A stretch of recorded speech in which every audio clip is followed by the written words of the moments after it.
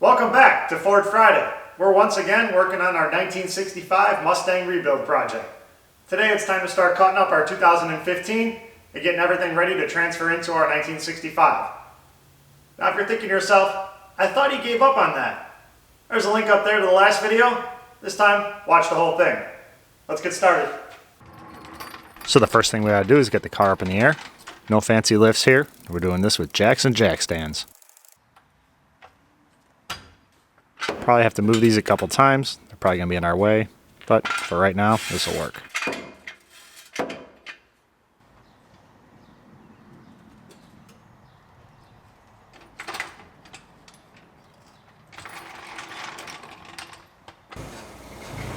Now we're gonna use our frame rack / jack for the front end.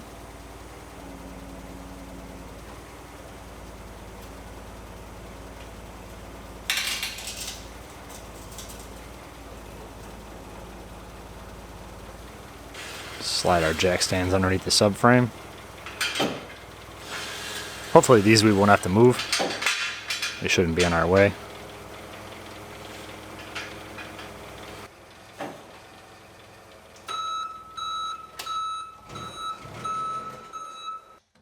Now we can pull the tires off. They're a 1960s impact.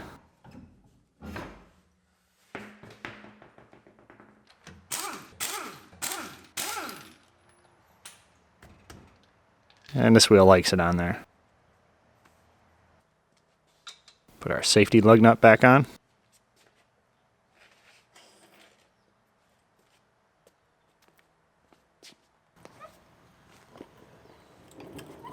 Persuade the tire to come off.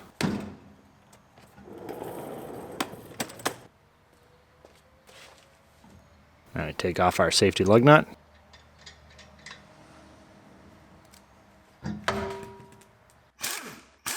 I'll pull the rest of the wheels off. We've had all these off before, so they should come off pretty easy.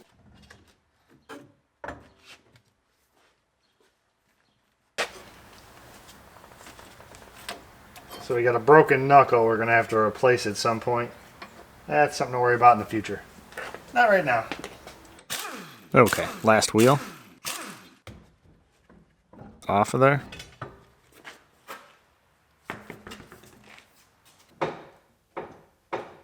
I'm going to take our seat out. We had it in there just seeing how everything fit. But it's going to be in our way. So we'll get a head start. We'll throw it in our 65. Now when I need a break from working on the 2015, I can go sit in the 1965 and make engine sounds.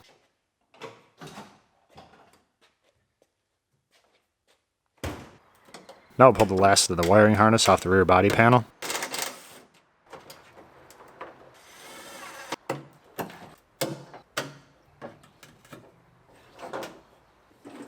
And we'll set it all up on the back glass because I'm too lazy to pull the headliner out to get the rest of it out. I'm just procrastinating. Eventually I'm going to have to. But not right now.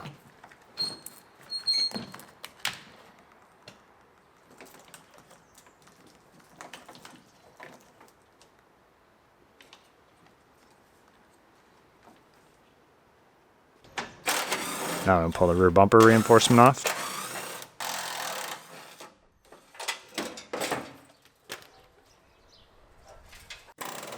And now the best part of the entire job, the use of my favorite tool. We're going to cut the quarter out of the way, just so we can get a look inside, get an idea of how it's put together.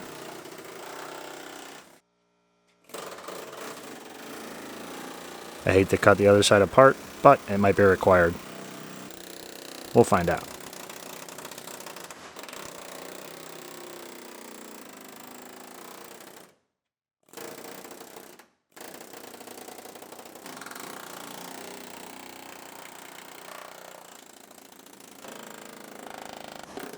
Safety experts almost had a complete win. Hearing protection, eye protection.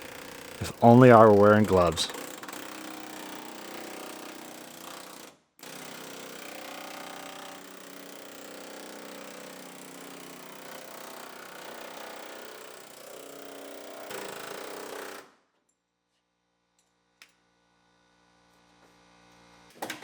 Oh, there are the gloves. Safety experts have officially won. So now I'll pull the quarter off. Just tearing it off the foam. Normally you want to heat it up so you don't bend the quarter. But I don't think that's a major concern with this quarter panel.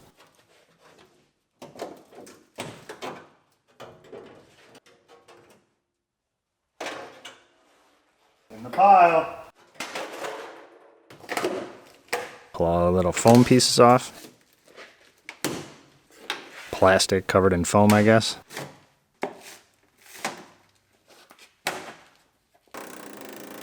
I'll cut the lower section of the quarter panel off.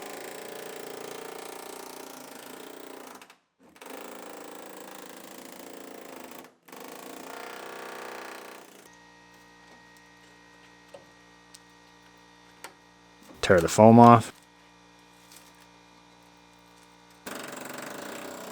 Alright, cut the wheelhouse off.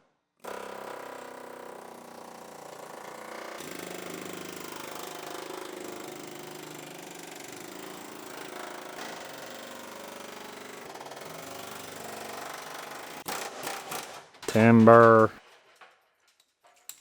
And our Mustang is officially as wide as our 1965 on this side. Pile. So now we're going to drill our 1/8 inch pilot holes through all of our welds in our rear body panel.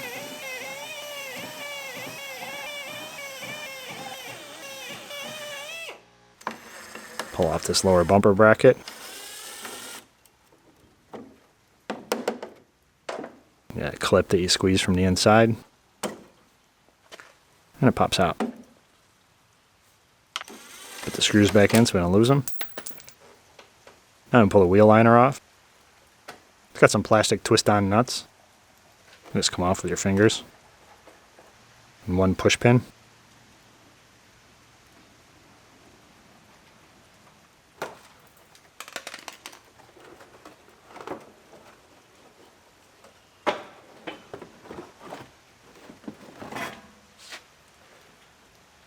Carpeted wheel liners. I learned that one from GM. Stupid when they did it. I understand the purpose of carpeted wheel liners, but they just are so annoying. They collect dirt, and in this case, rubber. So now we can drill our pilot holes in the bottom of the quarter, where it meets the trunk floor. I'll drill our pilot holes in the rear frame rail. Scrape off all this rubber. I don't know where that came from.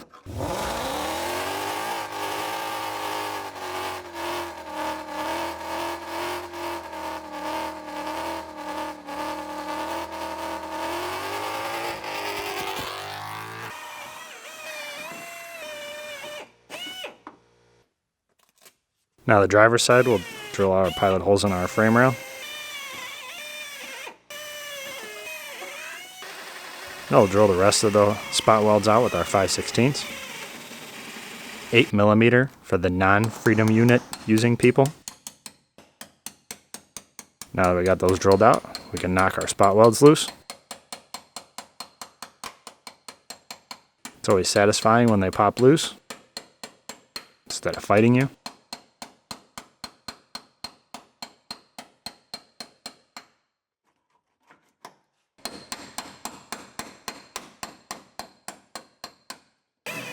So now we're onto the rear body panel. We'll drill our 5/16 holes in there. Put our breaker in. And we'll just work it all the way across. These breakers are available in my Amazon store if you want to check them out.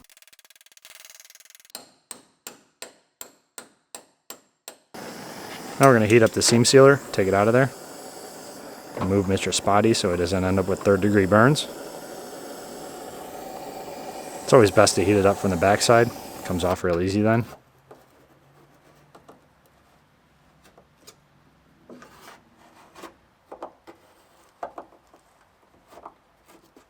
Once that's out of the way, we can drill our spot welds out and break them loose. You can't drill these from the back because Ford decided it would be a good idea to put a double rear body panel on and hide all the spot welds.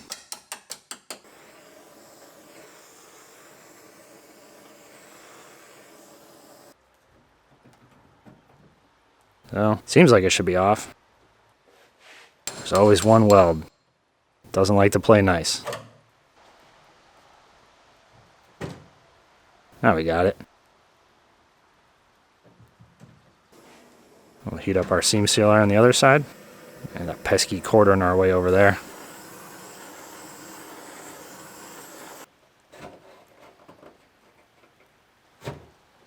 Now that's out of the way. We can drill our spot welds out.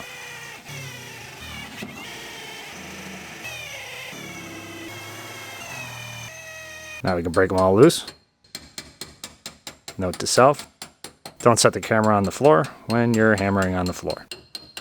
Leads to shaky footage. Sorry about that. So now we can separate our frame rail on the passenger side.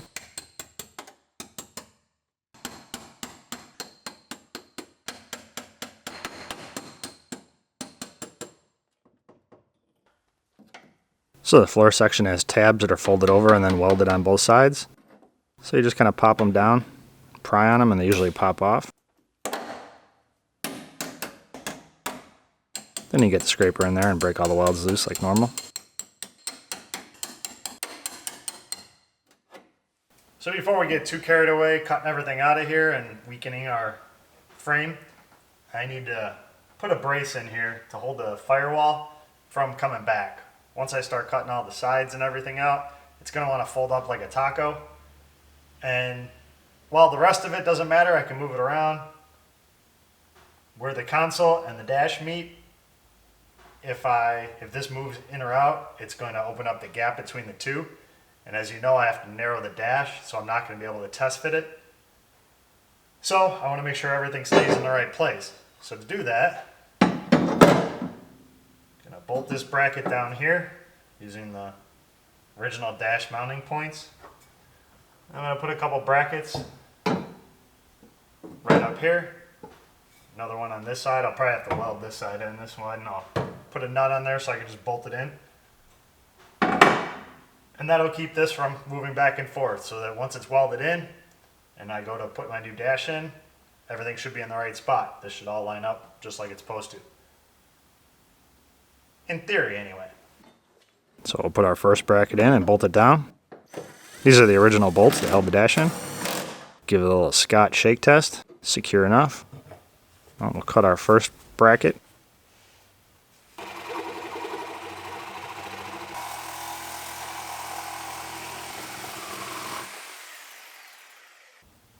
Position it into place.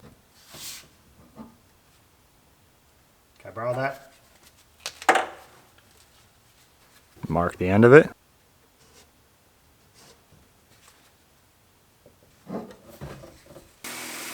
And go cut it off.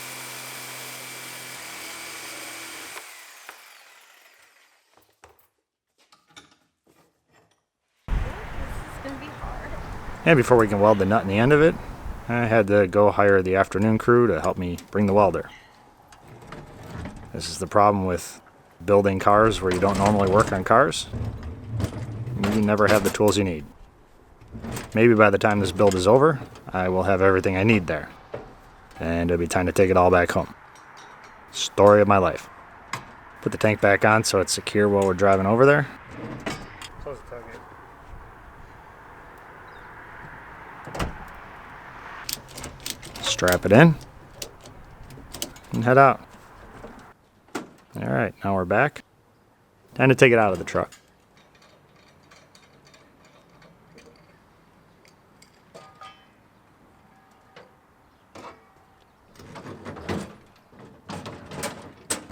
I need a taller afternoon crew.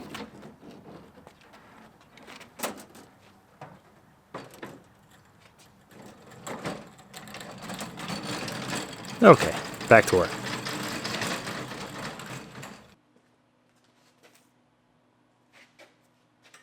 We'll set our nut in there.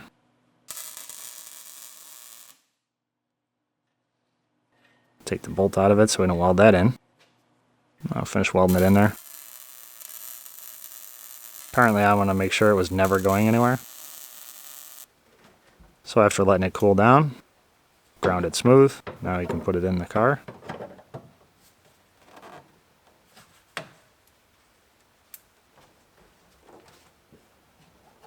bolt it in.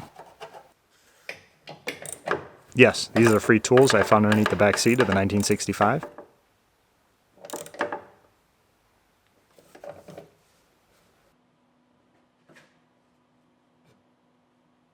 Now we can weld that arm to our bracket.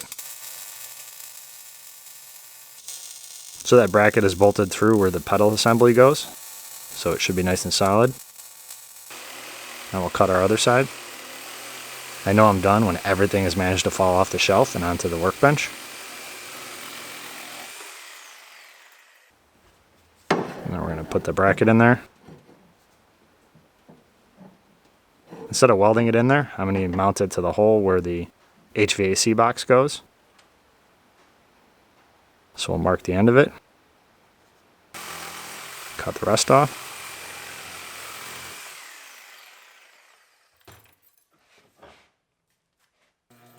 This nut is at such an angle it won't fit, so I'm going to shave a little bit off the edge so that I can put it in there straight.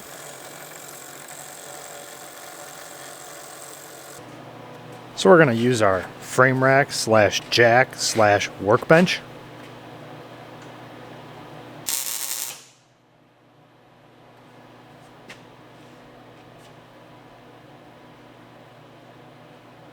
Take our bolt out.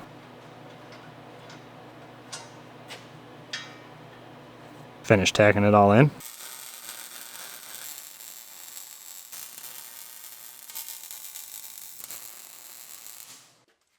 So because the firewall is a little thinner there, I wanted some more bracing. So I'm going to put this bracket at the end. It'll give a flatter spot for the firewall to sit against. And it picks up a seam, so it'll have a little extra strength.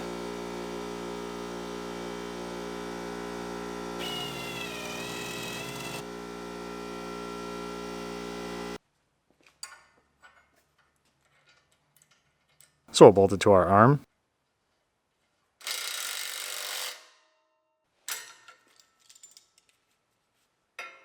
Now we're going to clamp this to our workbench, or is it our frame rack? Maybe our jack? It's a multi-purpose tool. Weld one side, flip it around,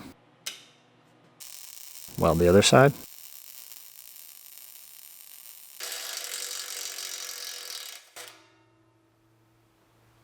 Resist the urge to touch. So after letting it cool off a little bit, put it in there. Bolt it in from the other side.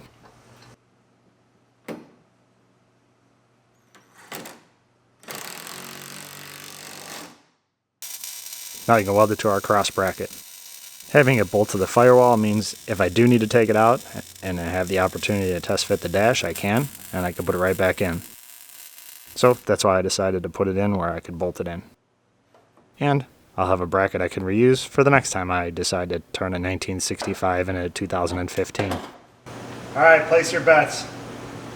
How long is it going to take me to hurt myself with this? So that's where we're going to call it quits for today. We got about the last 2 feet of the frame rails and floor separated from the body. We're up to the wheel wells right now. We're just going to keep working our way forward. The hard part's going to be underneath the rear seat. Once we get past that, should go pretty easy. We got about 9 more feet to go, so 5 more videos I'll have this apart. Nah, we'll go a little quicker. So like this video if you found it interesting, share it if you think somebody else might. Subscribe to see the rest of this build or whatever else I'm working on. As always, thanks for watching, and I'll see you soon. Stay safe and stay healthy.